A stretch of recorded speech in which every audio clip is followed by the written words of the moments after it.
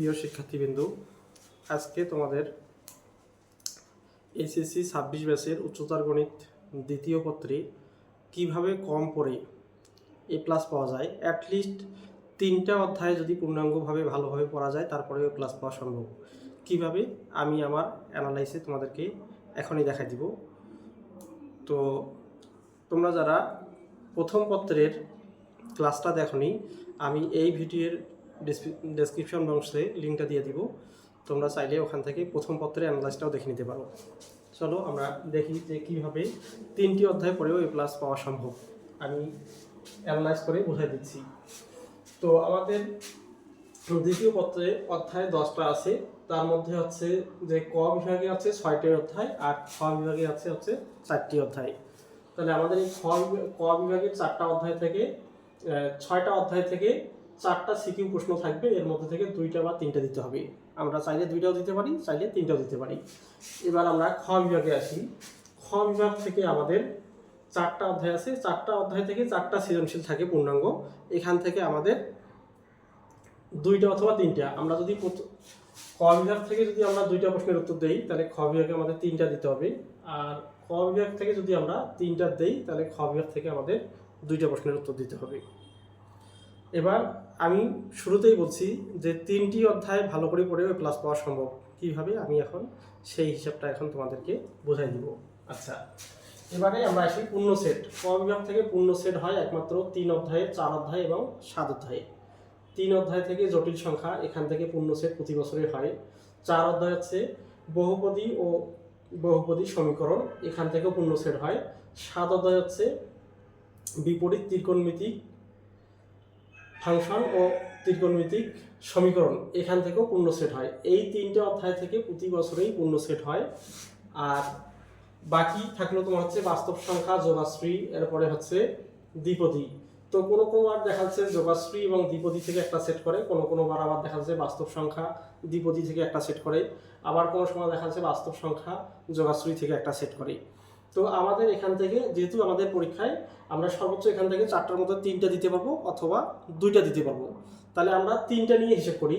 তাহলে এখানে যদি আমাদের ক বিভাগে 6টা অধ্যায় আছে, তার মধ্যে থেকে আমি যদি 3 অধ্যায়, 4 অধ্যায়, 7 অধ্যায় যদি ভালো করে করি, তাহলে এই 3টে অধ্যায় থেকে আমরা 3টা ফুল সেট দিতে পারবো। এখন বাইচান্স মনে করো যে কারো এই 3টা অধ্যায় ভালো করে পড়া নাই, এখান থেকে 2টা ভালো করে পড়া আছে, তাহলে আমি ধরে নিলাম যে তোমার জটিল সংখ্যা এবং হচ্ছে বহুপদী 3 এবং 4 অধ্যায় এই 2টা ভালো করে পড়া আছে। তাহলে আমরা এখান থেকে 2টা সেট যদি পরীক্ষা অ্যাটেন্ড করি তাহলে আমরা 10 10 20 পাচ্ছি। আর 7 অধ্যায় আমাদের একটু হালকা ধারণা আছে, অথবা কেউ যদি যোগাশ্রীর একটা হালকা ধারণা রাখো, যেমন যোগাশ্রী অধ্যায় থেকে একটা টাইপ প্রশ্ন যে যোগাশ্রী সমীকরণ সমাধান করে কিভাবে সর্বোচ্চ সর্বনিম্ন মান বের করা যায়, ওখানে এই একটা নিয়মের অঙ্ক করে গেলেই একটাই পরীক্ষা আসবে। তো ওইটা যেহেতু হাফ সেট হবে, তাহলে আমরা হাফ সেট ওই যোগাশ্রী থেকে নিতে পারি, অথবা আমাদের যদি বিপরীত ত্রিকোণমিতিক ফাংশন এখান থেকে নিতে পারি, অথবা যদি আমাদের দেখা যাচ্ছে জটিল সংখ্যায় ভালো করে পড়া নাই তাহলে এখান থেকে হাফ সেট নিব, অথবা যদি বহুপদী ভালো করে পড়া নাই তাহলে ওখান থেকে হাফ সেট নিব। তাহলে আমরা যে কোনো একটা জায়গা থেকে হাফ সেট, আমাদের 2টা ভালো করে পড়া আছে আমরা ফুল সেট নিব। আর একটা হাফ সেটের জন্য বললাম যে যোগাশ্রীটা যে সহজে পাওয়া যায়, দ্বিপদী বিস্তৃতিতে 3টা নিয়মের অঙ্ক আছে, ওই 3টা নিয়ম করলে 3টার মধ্যে থেকে একটা যে কোনো একটা অবশ্যই আসবেই, 100% গ্যারান্টি, এটার মধ্যে কোনো মিস নেই। তো দ্বিপদী বিস্তৃতির কেউ যদি ওই 3টা টাইপের 3টা অঙ্ক করে নাও তাহলে ওখান থেকে একটা হাফ সেট কমন পড়তেছে, অথবা যোগাশ্রী থেকে যদি একটা অঙ্ক করে নাও তাহলে ওই একটাই কমন পড়বে, ওখান থেকে একটা হাফ সেট কমন হবে। তাহলে আমরা 3 4 যদি ফুল ধরি তাহলে আমরা এটা 7 থেকেও হাফ নিতে পারি, অন্য যে কোনো একটা অধ্যায় থেকে হাফ নিতে পারি। মানে হাফও যদি না নেই আমরা 4 ধরে নিলাম, হাফ নিলে তো 6 হয়, কিন্তু আমরা 6 ধরতেছি না, আমরা ধরলাম যে ওখান থেকে একটা প্রশ্ন হয় খ নাম্বার অথবা গ নাম্বার কম পাইছি, ওই একটা উত্তর দিলাম 4।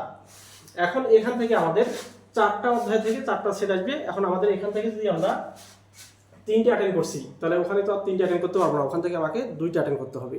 তাহলে সেক্ষেত্রে এখান থেকে যদি আমি 2টা অ্যাটেন্ড করতে যাই তাহলে এখন 2টা আমি যে কোনো 2টা অ্যাটেন্ড করতে পারি। তো আমার পরামর্শ থাকবে যে তোমরা কণিক আর স্থিতিবিদ্যা এই 2টা থেকে অ্যাটেন্ড করবা। কারণ হচ্ছে স্থিতিবিদ্যায় কিন্তু কম টাইপের অঙ্ক আছে, স্থিতিবিদ্যায় সর্বোচ্চ হচ্ছে 4 থেকে 5টা টাইপের অঙ্ক করলে এর মধ্যে থেকে কিন্তু ফুল সেট কমন পড়ে যায়।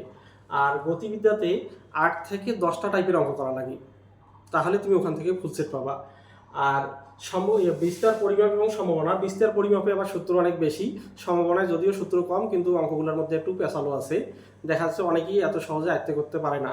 তো আমি বিগত বছরগুলোতে খাতা কেটে আমার যে অভিজ্ঞতা হয়েছে যে বিস্তার পরিমাপ থেকে কেউ যদি প্রশ্ন অ্যাটেন্ড করে তাহলে তার প্রশ্নটাতে হয় ক নাম্বারে ভুল করছে, নাইলে ক্ষয়ে ভুল করছে, নাইলে কয়ে ভুল করছে। যে ওই বিস্তার পরিমাপের ফুল সেটটায় যে রাইট হয় এরকম সংখ্যা খুবই কম। গতিবিদ্যার ক্ষেত্রেও সেম ঘটনা, ওখান থেকে যে ফুল সেটে ভালো করে পাবে কেউ মানে 10-এ 10 পায়, এটাও খুব কম হয়। ওখানে একটা না একটা প্রশ্ন দেখা যাচ্ছে যে ক্রিটিক্যাল হয়েছে বা ভুল করে আসছে সে। কিন্তু দেখা যাচ্ছে কণিক থেকে তোমার 3টা বা 4টা টাইপের অঙ্ক, 3টা অনুশীলনী কণিকই আছে যদিও, কিন্তু এই 3টা 4টা অনুশীলনী অ্যানালাইজ করে 4টা টাইপের অঙ্ক করলেই এখান থেকে নিশ্চিত ফুল সেট কমন পড়বে। এবং স্থিতিবিদ্যার ক্ষেত্রে বললাম যে 3 থেকে 4টা টাইপ আছে, ওই 3-4টা টাইপ যদি আমরা ভালো করে কমপ্লিট করি তাহলে ওখান থেকে আমরা নিশ্চিত ফুল সেট কমন পাবো। তাহলে আমরা ধরে নিলাম যে 6 আর 8 থেকে আমরা এখানে 2টা ফুল সেট দিচ্ছি, তাহলে আছে আমাদের এখানে 20 নাম্বার। তাহলে আমরা এখানে পাইলাম 24, তাহলে আমরা ক বিভাগ থেকে পাইলাম 24 আর খ বিভাগে পাইলাম আমরা 20। তাহলে আমাদের হচ্ছে 20 যোগ 24, তারপরে হচ্ছে 44। এবার আমরা হিসাবে আসি, এ প্লাস পাওয়ার হিসাবটা কি। তাহলে এমসিকিউতে আমি ধরলাম 25টার মধ্যে তোমাদের 20টা রাইট হয়েছে, 5টায় আমি বাদ দিয়ে দিলাম। ব্যবহারিক পরীক্ষায় ধরলাম যে 24। তো ব্যবহারিক পরীক্ষায় মানে সর্বনিম্ন তোমার হচ্ছে যে মানে 24, 25, 23ও দেওয়া হয় 2-একটা ক্ষেত্রে, এটা খুব রেয়ার বিষয়। আর সবচেয়ে বড় জিনিস হচ্ছে যে গণিতের ব্যবহারিক পরীক্ষা আমিও দীর্ঘদিন পরীক্ষা নিছি, হ্যাঁ, কখনো আমি 23-এর নিচে কাউকে দেইনি। তো 23 কাকে দিছি, যে দেখা যাচ্ছে যে যে ব্যবহারিক পরীক্ষায় হচ্ছে 2টা প্রশ্ন দিতে হয়, তো ওই 2টা প্রশ্ন পূর্ণাঙ্গভাবে দেয়নি, হয়তো একটা কম দিছি, একটা ঠিকঠাক মতো লিখছি, একটা ঠিকঠাক মতো লেখে নেই, ওখানে 1 মার্ক 2 মার্ক কম দিছি।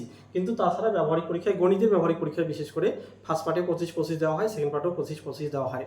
তো আমরা যদি দেখা যাচ্ছে যে 500 স্টুডেন্টকে পরীক্ষা নেই, এখান থেকে গণিত ব্যবহারিক পরীক্ষায় 400-র উপরে স্টুডেন্টকে 50-এ 50 দেওয়া হয়। আর মনে করো যে 100 জন স্টুডেন্টের মধ্যে যদি পূর্ণাঙ্গভাবে লিখছে কিন্তু কোনটা একটু বাকি হয়েছে, কোনটা একটু গ্যাপ হয়েছে, কোনটার গ্রাফ ভালো হয় নাই, কোনটা আবার কলম দিয়ে লিখছে, কোনটা পেন্সিল দিয়ে লিখছে, এই উলট পালটের কারণে 1 মার্ক 2 মার্ক কম দিয়ে তাকে আমরা দেখা যায় 23-23-46 বা হচ্ছে 23-24 দিয়ে 47, এই 46-47-এর মধ্যে রাখি আমরা ফার্স্ট পার্ট সেকেন্ড পার্ট মিলিয়ে। তো সেক্ষেত্রে ব্যবহারিকে আমি 24 ধরে নিছি। তাহলে আমাদের যদি এমসিকিউ এবং ব্যবহারিক মিলিয়ে হয় মানে 20, 24 এবং 36, তাহলে এই টোটাল আমাদের 80 মার্ক হয়ে যাচ্ছে। তাহলে সিকিউতে লাগে আমাকে 36, কিন্তু আমি সিকিউতে এখানে কত পেয়ে গেলাম, সিকিউতে আমি পাইছি 44। তাহলে কিন্তু আমার 36 থেকে আমরা যদি 44 মাইনাস করি তাহলে আমরা পাইছি 44, কিন্তু আমাদের লাগবে হচ্ছে 36। তাহলে কিন্তু আমাদের 8 মার্ক বেশি আছে এখনো, এ প্লাস পাওয়ার পরেও আমাদের 8 মার্ক কিন্তু বেশি হয়ে আছে। তো এখানে দেখা যাচ্ছে যদি আমরা বাই চান্স নৈবেদ থেকে আরও 1-2টা কম পাই, প্র্যাকটিক্যালে ধরলাম যে আরও 1 মার্ক 2 মার্ক কমে গেছে, তারপরেও কি আমাদের এ প্লাস নিশ্চিত থাকবে। আচ্ছা, এবার আসি। তো এখানে আমি তাহলে দেখালাম যে 4টা অধ্যায় ফুল পড়া লাগেছে, আর 2টা মানে 1টা বা 2টা অধ্যায় সম্পর্কে সিম্পল কিছু ধারণা থাকলেই তাহলে সেক্ষেত্রে এ প্লাস পাওয়া সম্ভব হচ্ছে। আচ্ছা, এবার আমরা আসি তাহলে 3টা দিয়ে কীভাবে হবে। এখন তোরা বলতে পারেন স্যার বললেন আপনি প্রথমে 3টা, এখন তো আবার দেখাচ্ছেন 4টা। ঠিক আছে, আমি এবার 3টা দিয়ে দেখাচ্ছি। তো 3টা দিয়ে এখন কীভাবে হবে, ধরো যে আমি এখান থেকে 2টা অধ্যায় নিছি, তাহলে 2টা অধ্যায়ে আমি 2টা অধ্যায় থেকে ফুল মার্ক আমি 20 পাইছি, আর একটা অধ্যায় আমি পাইনি। তো এখান থেকে আমি একটা অধ্যায় নিব, এখান থেকে আমি একটা অধ্যায় নিব, একটাতে আমি 10 পেয়েছি। তাহলে কি আমি পরীক্ষায় শুধু 3টা প্রশ্নের অ্যান্সার করে চলে আসবো? পরীক্ষায় তো আমি 5টা প্রশ্ন অ্যাটেন্ড করবো, যে ক বিভাগ থেকে যদি আমি 3টা দেই, খ বিভাগ থেকে দিব 2টা, ক বিভাগ থেকে যদি আমি 2টা দেই, খ বিভাগ থেকে দেবো 3টা। তাহলে আমার বাকি অধ্যায়গুলো, আমি তো সবগুলো অধ্যায় প্রথম থেকে আমি ফার্স্ট ইয়ার থেকে সেকেন্ড ইয়ার পড়লাম, এতদিনে সবগুলো অধ্যায় কিন্তু আমি পড়ছি, একবার হলেও পড়ছি, একটু হলেও ধারণা আছে। তাহলে এখন আমাদের এখান থেকে আমি পাইলাম হচ্ছে 20 মার্ক, ক বিভাগ থেকে পাইলাম আমি 20 মার্ক, আর খ বিভাগ থেকে পাইছি আমি 10 মার্ক। আমার এই প্লাস পাইবার জন্য আমার কত মার্ক দরকার ছিল? 36 মার্ক দরকার, এখনো 6 মার্ক দরকার। তাহলে 6 মার্ক আমি কোথায় পাবো? তো এখন কথা হচ্ছে যে এখানে তো আমি 2টা সেট অ্যাটেন্ড করলাম, এখানে অ্যাটেন্ড করলাম আমি 2টা সেট, তাহলে আমার তো আরও একটা সেট বাকি আছে। 2টা সেট অ্যাটেন্ড করে আমি পাইছি 20, তাহলে আমার আরেকটা সেট যে বাকি আছে, এখান থেকে আমি আরেকটা সেট অ্যাটেন্ড করতে পারবো, বা ওখান থেকে আমি আরও 2টা সেট অ্যাটেন্ড করতে পারবো। তা আমি যদি এখান থেকে একটা অ্যাটেন্ড করি তাহলে ওখান থেকে একটা অ্যাটেন্ডের সুযোগ পাবো। তো এখানের একটা অ্যাটেন্ড করলাম আমি। তো এই একটা অ্যাটেন্ডে দেখা যাচ্ছে এমন হইতে পারে যে আমার বাকি যে অধ্যায়গুলো ধারণা আছে বললাম, যেমন যোগাশ্রী থেকে একটা টাইপ করলে ওখান থেকে একটা প্রশ্ন কমন পড়ে যাবে, দ্বিপদী বিস্তৃতি থেকে 3টা টাইপ করলে ওখান থেকে একটা নিশ্চিত পড়বে, এমনকি 2টাও করতে পারে। তাহলে ওই অধ্যায়গুলো থেকে যদি আমার হালকা কিছু ধারণা থাকে, বা আমার বিপরীত ত্রিকোণমিতিক ফাংশন ও ত্রিকোণমিতিক সমীকরণ এখান থেকে 4টা টাইপের অঙ্ক করলে তাহলে দেখা যায় ফুল সেট কমন পড়ে যায়। তা যদি হাফ সেটের জন্য টার্গেট নাও তাহলে 2টা টাইপ করে যাও, 2টা টাইপ করে গেলে তাহলে ওখান থেকে কিন্তু একটা হাফ সেট পাওয়া যায়। তো এখান থেকে তাহলে আমি এখানে যে আর অন্য আমার 2টা অধ্যায় পূর্ণাঙ্গ আর বাকি অধ্যায়ে হালকা ধারণা দিয়ে আমি কিন্তু একটা হাফ সেট দিয়ে 6 মার্ক পেয়ে যাব।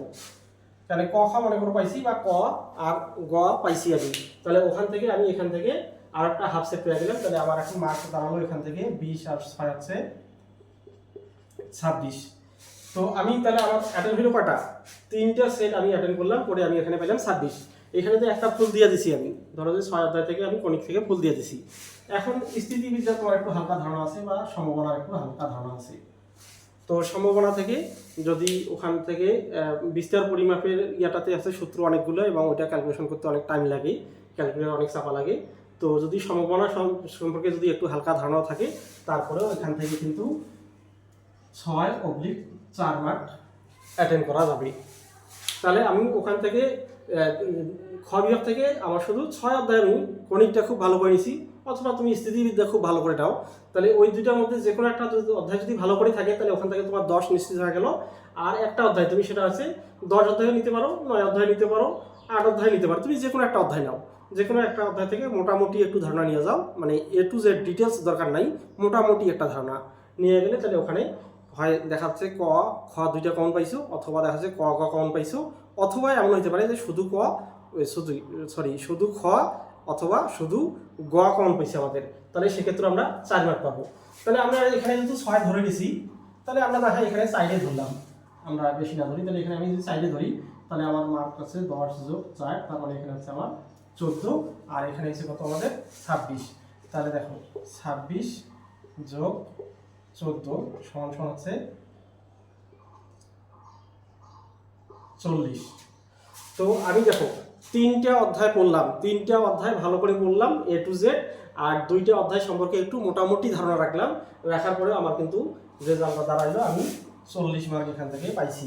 কিন্তু আমার তো A+ পাওয়ার জন্য দরকার 36। তাহলে এখনও কিন্তু আমার 4 মার্ক বেশি আছে, এখনও 4 মার্ক বেশি আছে। এখান থেকে নৈবেত্তিকে যদি আরও 2-1টা কম পাই, বা যদি দেখা যাচ্ছে যে ব্যবহারিক পরীক্ষায়ও যদি আরও 1 মার্ক 2 মার্ক কম পাই, বা সৃজনশীলের এখান থেকে যদি আরও আমি 40 না পাই, যদি 38ও পাই, এখান থেকে আরও যদি 1 মার্ক 2 মার্ক কম পাই, তারপরেও কিন্তু A+ নিশ্চিত থাকবে। তো এই ছিল আমার অ্যানালাইজ। এখন বিভিন্ন জন বিভিন্নভাবে অ্যানালাইজ করে, তবে আমি যেহেতু নিজে একজন টিচার এবং দীর্ঘদিন থেকে স্টুডেন্টদেরকে পড়াচ্ছি, আমি 2005 সাল থেকে এখন পর্যন্ত উচ্চতর গণিত পড়ায় আসতেছি। তো আমার এই পড়ানোর এবং খাতা কাটার অভিজ্ঞতা থেকে আমি অ্যানালাইজ করে এটা তৈরি করছি। যদি তোমাদের ভালো লেগে থাকে তাহলে তোমরা কমেন্টে অবশ্যই জানাবা। আর যদি কারো এই যে আমি বললাম যে কোন অধ্যায় থেকে কয়টা টাইপের প্রশ্ন করতে হয়, যদি তোমরা এটা সম্পর্কে জানতে চাও তাহলে আমার ভিডিওর কমেন্ট বক্সে জানাই দিও, তাহলে আমি ওইটার উপরে আবার একটা তোমাদের ক্লাস আপলোড করে দিব।